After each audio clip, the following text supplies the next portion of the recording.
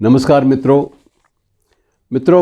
इन दिनों में जितने भी आप समाचार पत्र देखते हैं, जब भी उन पर नज़र डालते हैं और समाचारों के बीच में से आप गुज़रते हैं, आपको बहुत सारे मामलों में आत्महत्याओं की बढ़ती हुई संख्या जो है वो चिंतित कर देती है।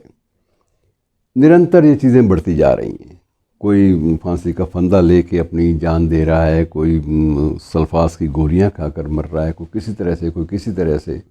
और बड़ी अजीब सी एक परिस्थिति लगती है कि इसमें हताशा और निराशा का जो माहौल है वो इतना ज़्यादा बढ़ गया है कि मित्रों, ये एक चिंता का विषय तो है ही है, साथ में चिंतन का विषय भी है। इस बात पे सोचना भी पड़ेगा।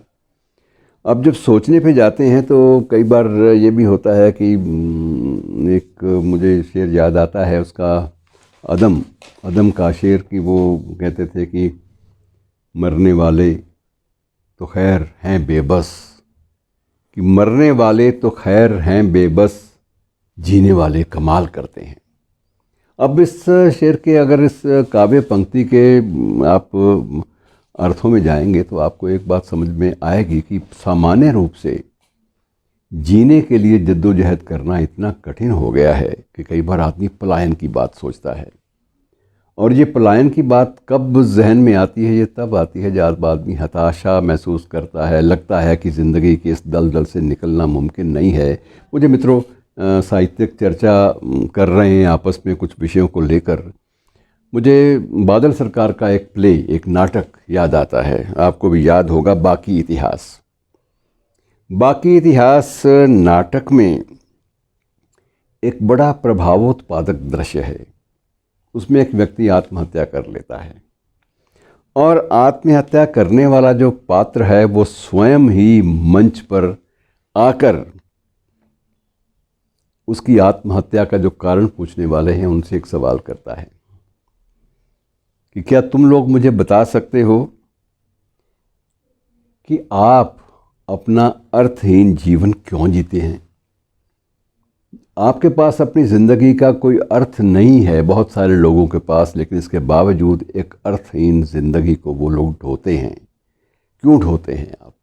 तो ये प्रश्न जो है बड़ा विचलित करता है कि ज़िंदगी क्या वाकई अर्थहीन हो चली है। और इसी बात की ओर संकेत मित्रों, और एक फिल्म थी मराठी भाषा की, मुझे जहाँ तक याद आता है, सांस के ऊपर बनी थी, नाम मराठी भाषा की फिल्म थी, नाम था श्वास। और उसमें एक पिता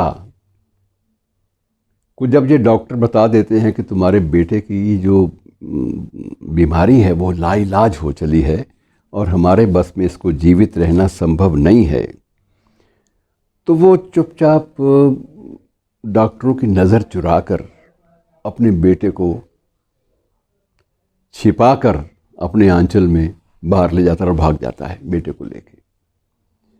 और बाहर ले जाकर उसको आइसक्रीम खिलाता है, उसको बहुत सारी मौज मस्ती वाली चीज़ें जो भी उसको अच्छा लगता है वो करता है, उसको देता है, उसको झूले में बैठाता है, झूला भी झुलाता है, उसको सारे वो मनोरंजक संसाधन मुहैया करता है थोड़े ही समय में, जिन सब की ललक उस बच्चे की ज़िंदगी में हमेशा बनी रही। जिन चीज़ों को बच्चा पसंद करता था वो सारी की सारी चीज़ें, चाहे वो मेडिकल तौर पर, चिकित्सा के तौर पर वो चीज़ें वर्जित थी उसके लिए, लेकिन वो सब कुछ उसको देता है। और उसके बाद वो उसको शाम तक वापस अस्पताल में ले आता है। तब तक काफ़ी वहाँ हलचल हो चुकी होती है कि बच्चा कहाँ गया, बच्चे का बाप नहीं मिल रहा, उसको तलाश करनी शुरू कर देते हैं लोग, अस्पताल के जो कर्मचारी हैं, डॉक्टर लोग, नर्सेस। और वो जब बच्चे को शाम को स्वयं वापस लाता है और स्वयं उसको बेड पे लेटाता है, डॉक्टर पूछते हैं तुम्हें क्या हुआ था, कैसे ले गए, कहाँ ले गए थे इसको?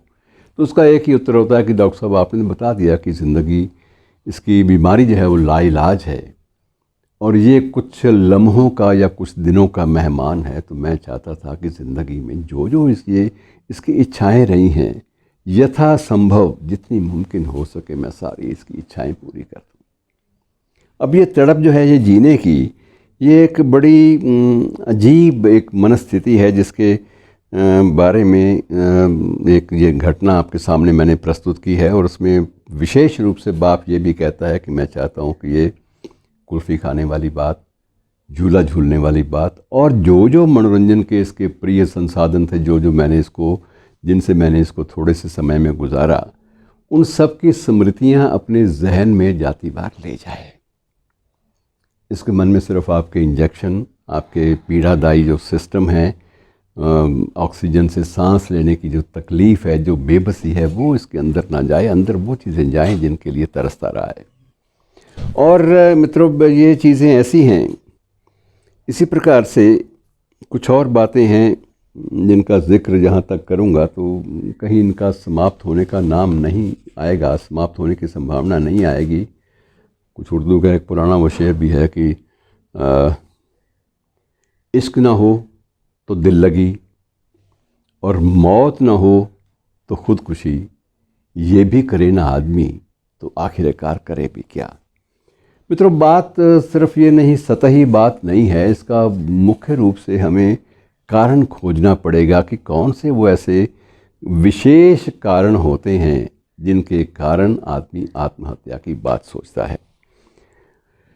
अब अभी सुशांत की बात आपके सामने एपिसोड हुआ था, उससे पहले भी कुछ एक एपिसोड हुए सेलिब्रिटीज़ के द्वारा अपने आप को समाप्त किए जाने के। इवन यहाँ तक कि जो अंग्रेज़ी का जो महान साहित्यकार है, उसने भी अपने साथ ये किया। तो ये सारी की सारी चीज़ें जो हैं, ये अब सुशांत के पास क्या नहीं था? सुख, सुविधा, और जो जो चीज़ें वो चाह सकता था, चाहे कोई प्रेमिका की बात हो, चाहे किसी प्रेम प्रसंग की बात हो, प्रेम प्रकरण की बात हो, या कुछ अच्छी दारू पीने की बात हो, या कोई अच्छी ज़िंदगी जीने की बात हो, बड़ी आरामदेह ज़िंदगी जीने की बात हो, उसके पास सब कुछ था।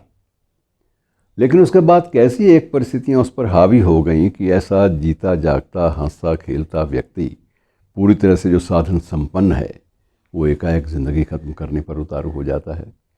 और इससे पहले भी ये घटनाएं बहुत हो चुकी हैं, ये आज की घटना नहीं है। लेकिन इन चीज़ों से उभरना कितना ज़रूरी है। और कुछ लोग जो पलायन करते हैं वो गायबी ज़िंदगी से हो जाते हैं, उनका पता ही नहीं चलता। तो ये चीज़ें सारी की सारी बहुत कुछ चिंतन पर विवश करती हैं कि क्या हम जीवन को इस हताशा और इस हद दर्जे की निराशा से थोड़ा दूर ला सकते हैं, या संभव है या नहीं है।